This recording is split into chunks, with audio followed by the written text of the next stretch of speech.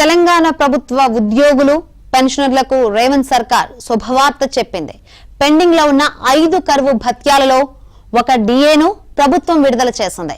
ఇటీవల జరిగిన మంత్రివర్గ సమావేశంలో 2 డిఏలు ఇవ్వాలని ప్రభుత్వం నిర్ణయించింది. ఆ మేరకు 2023 జనవరి 1కి సంబంధించిన 3.64% డిఏను శుక్రవారం విడుదల చేసింది. ఇందుకు సంబంధించిన ఉత్తర్వులను ఆర్థిక శాఖ ముఖ్య కార్యదర్శి సందీప్ కుమార్ సుల్తానియా జారీ చేశారు. తాజా డిఏతో ఉద్యోగులు పెన్షనర్ల కరువు భత్యం 26.39% నుంచి 30.03% పెరగనుంది. ఈ పెరిగిన డిఏ 2023 జనవరి 1 నుంచి అమలు కానుంది. ఈ డిఏకు సంబంధించిన నగదును జూన్ నెల వేతనంతో కలిపి జులైలో చెల్లిస్తారు.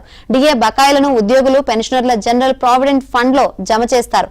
కాంట్రిబ్యూటరీ పెన్షన్ స్కీమ్ ఉద్యోగులకు మాత్రం 2023 జనవరి 1 నుంచి రావాల్సిన బకాయిల్లో 10% సొమ్మును వారి ప్రాన్ ఖాతాలో జమ చేస్తారు. మిగిలిన 90% బకాయిలను 28 నెలల పాటు సమాన వాయిదాలలో చెల్లిస్తారు.